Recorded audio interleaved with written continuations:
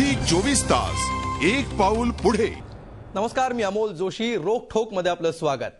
मजल दरमजल आणि ढकल चाल ढकल करत राज्य सरकारने अखेर आज विधानसभेमध्ये कॅगचा अहवाल सादर केला। मात्र हा अहवाल सादर करतानाच यावर कुठल्याही प्रकारची चर्चा होऊ न देण्याचं कौशल्य आणि फ्लोअर मॅनेजमेंट सुद्धा सरकारनं अगदी योग्य तऱ्हेनं बजावलं। मात्र या सगळ्या प्रकारावर चर्चा का होऊ दिली नाही? या अहवालाचं आता उत्तरदायित्व काय, उत्तर कार्य काय असणार आणि इथून पुढच्या काळामध्ये विरोधकांची याबाबत काय भूमिका, या सगळ्यावर आज आपण चर्चा करणार आहोत सरकारवर कॅगफुटी याच्या खास कार्यक्रमात।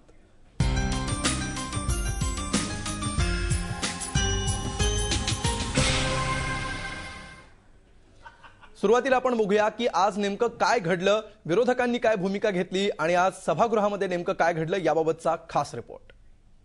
विधिमंडळात कॅगफुटी, कॅगवरून गदारोळ, विधानसभा तहकूब। कॅगच्या जाळ्यात 10 मंत्री अडकल्यानं राज्य सरकारचे धाबे दणाणले। त्यामुळेच सरकारनं या अहवालाबाबत चालढकल सुरू केली होती।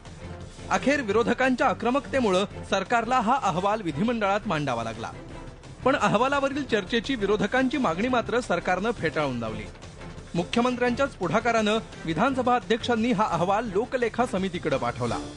आपण अशा प्रकारची चर्चा केली तर उघडे पडू या भावनेतनं सरकारने हे झाकण्याचा प्रयत्न केला।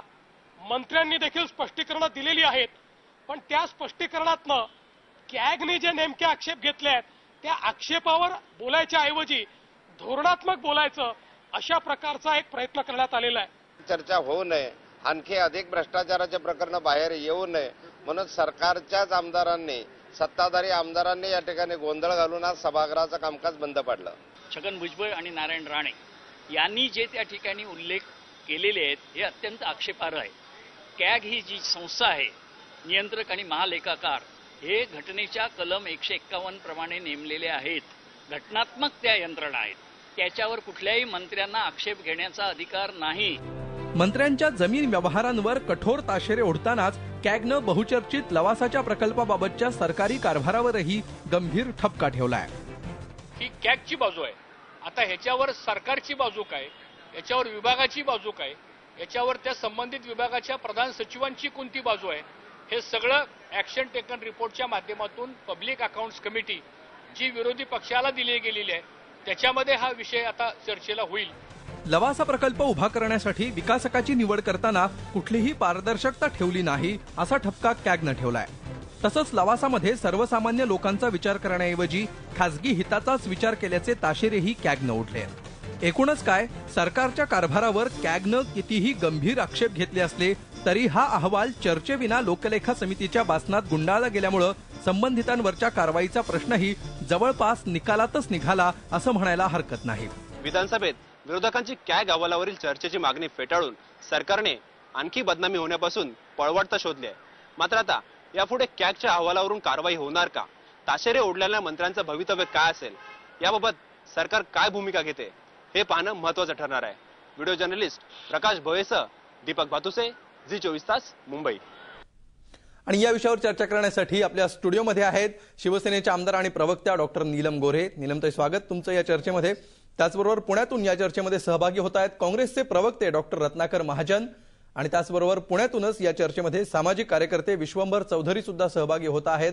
आपण चर्चेला सुरुवात करूया नीलमताईंपासून। नीलमताई, आज ज्या प्रकारे हा संपूर्ण अहवाल मांडला गेला, चर्चा होऊ दिली नाही, सरकारने आजच्या दिवशी काय करणं अपेक्षित होतं आणि काय केलं? एक तर पहिला भाग म्हणजे ज्यावेळेला आधी वेगळ्या माध्यमातून ही सीडी समोर आली आणि मूळचा अहवाल आणि ही सीडी तीच आहे का वेगळं काही समोर आलेलं आहे हे लोकांना स्पष्ट नव्हतं आणि त्याच्यामुळे शेवटच्या दिवशी नेहमीप्रमाणे तो कॅगचा अहवाल मांडणं हे अगदीच अयोग्य झालं असतं। परंतु आज सरकारने 3 अयोग्य गोष्टी केल्या। एक तर पहिलं म्हणजे आदर्शचा अहवाल आजच मांडण्याची घाई केली आणि त्याच्यात ते जे म्हणतात की आदर्शमधल्या 3 मुख्यमंत्र्यांना क्लीन चिट मिळाली आणि असं दाखवून त्यांनी हा संपूर्ण कॅगचा अहवाल त्याला एक वेगळी कलाटणी देण्याचा प्रयत्न केला, हे अगदी स्पष्ट आहे। दुसरा, आदर्शचा अहवाल ते जे क्लीन चिट दिली म्हणतात तर तो इंटरिम अहवाल आहे आणि मग सीबीआय, उच्च न्यायालय हे जे सगळे कारवाई चालू आहे मग तो सगळं रद्द करण्याच्या निर्णयापर्यंत सरकार येऊ शकत नाही, कारण त्या न्यायालयीन प्रक्रियेत। तिसरं, कॅगच्या संदर्भात विधान परिषदेमध्ये आम्ही अशी मागणी केली की याच्यानंतर हा अहवालामध्ये जे काही अनियमितता दिसत आहेत त्या लोकलेखा समितीसमोर जातात आणि लोकलेखा समितीमधून मग त्याची परत छाननी होते आणि कोण कोण त्याच्यावर जबाबदार आहे वगैरे या संदर्भात भूमिका दिसून येते. पण दुर्दैवाची गोष्ट अशी की आणि संतापजनक सुद्धा की मग लवासाबद्दलचं असेल किंवा प्रत्येक ठिकाणी आपण बाहेर असं चर्चेत ऐकतो की शैक्षणिक कामाला जमिनी द्यायच्या नाहीत का. पण कॅग मधला जो अहवाल आहे त्याच्यात त्यांनी म्हटलेलं आहे की शैक्षणिक हितासाठी नसून त्या व्यापारी पद्धतीने शैक्षणिक संस्था चालवल्या जात आहेत अशा न दिल्यामुळे अटी शर्तींचा भंग झालेला आहे. मुद्दा एक. दुसरं म्हणजे अनेक जे ताशेरे आहेत त्याच्यावरती चर्चा करत असताना खरं तर बहुमत आहे दोन्हीकडे सरकारला, विधानसभेत आहे विधान परिषद आहे. अशा वेळेला चर्चा जरी झाली असती तरी अविश्वास ठराव काही आम्हाला आणला असता तरी तो फलद्रूप झाला नसता आजच्या परिस्थितीत. पण सरकारने सगळं राजकीय दृष्ट्या आपलं कुठेही बदनामी होण्याच्या ऐवजी त्यांनी केवळ आमच्यावर टीकास्त्र दाखवून संपूर्ण विषयाला राजकीय वळण दिलं, हे चुकीचं घडलं. निश्चित. आपल्यासोबत काँग्रेसचे प्रवक्ते डॉक्टर रत्नाकर महाजन आहेत, त्यांना आपण विचारूया. रत्नाकरजी, 3 महत्वाचे मुद्दे निलमताईंनी मांडलेले आहेत, हे तुम्हाला मान्य आहेत का?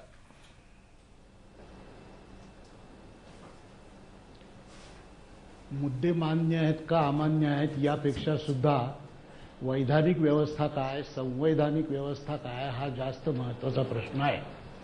संवैधानिक व्यवस्थेप्रमाणे नियंत्रक आणि महालेखापाल यांचा कुठलाही अहवाल हा राज्यपालांच्या निर्देशावरून विधिमंडळात सादर होतो आणि विधिमंडळाच्या सदस्यांची बनलेली जी लोकलेखा समिती आहे त्या समितीकडे तो तपशीलवार कार्यवाहीसाठी, तपशीलवार विचारविनिमयासाठी आणि कार्यवाहीसाठी जातो.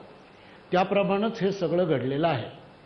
आता आजपर्यंतची प्रथा, परंपरा, संकेत, नियम आणि वैधानिक व्यवस्था डावलून आम्ही म्हणतो तसंच घडलं पाहिजे असा आग्रह धरायचा आणि विधिमंडळाचा वेळ वाया घालवायचा आणि लोकांची दिशाभूल करायची असंच कोणी ठरवलं असेल तर त्याला काय कोणाचा इलाज नाही. पण विधिमंडळाचं काम हे घटनेनुसार चालणार, वैधानिक संकेतानुसार चालणार, आजपर्यंतच्या परंपरांप्रमाणे चालणार.